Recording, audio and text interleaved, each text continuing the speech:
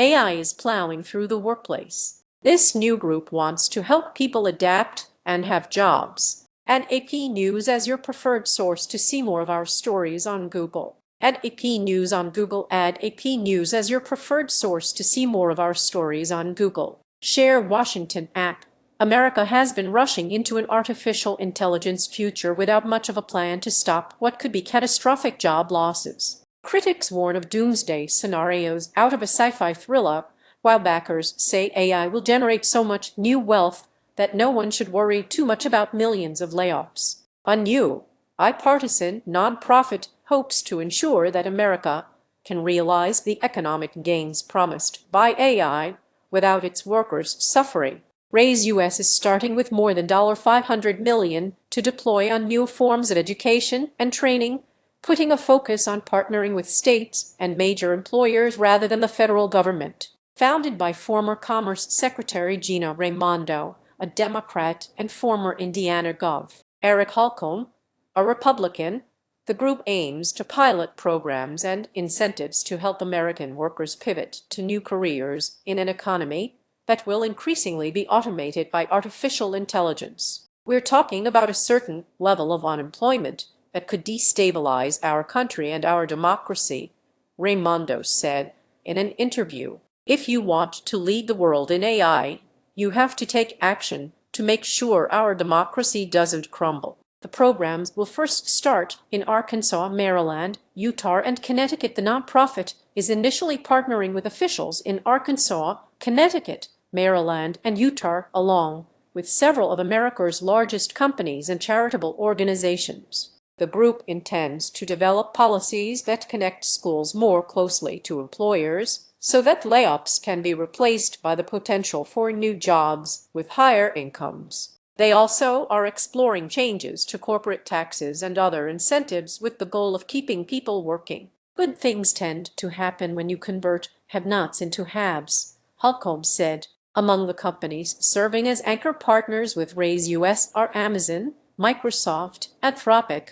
the OpenAI Foundation, and Bank of America. Other employers involved in the project include UPS, General Motors, Eli Lilly, MasterCard, chipmaker AMD, Cisco, and IBM.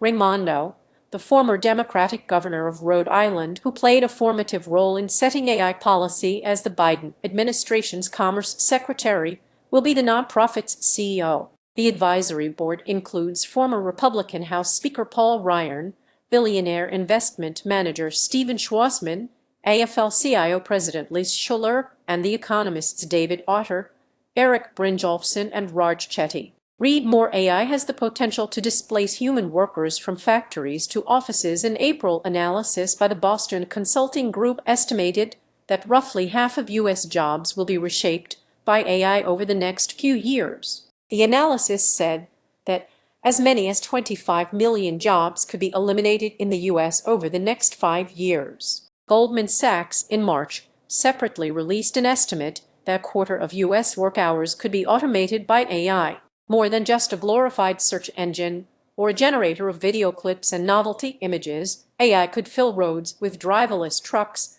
create factories staffed by robots, and supplant office workers, lawyers, and doctors. President Donald Trump has expressed little anxiety about the possibility of AI displacing human workers. Asked on Tuesday, ahead of touring a Mack Trucks factory in Pennsylvania, if AI could cause truckers to lose their jobs, Trump told a reporter, "Right now, they are not." The president has been banking on the build-out of AI data centers and power plants to drive hiring and overall economic growth. While AI-related investments have helped the economy, manufacturing has shed 68,000 jobs, and the trucking transportation sector has cut 28,300 jobs since the start of Trump's second term, according to the Bureau of Labor Statistics. We have, right now, so many jobs that are going to be available, and the biggest problem we have is getting the people, Trump said. So we're really doing spectacular. Experts say education systems and labor policies aren't built for an AI economy. AI experts have warned of gaps between the transformations that AI could create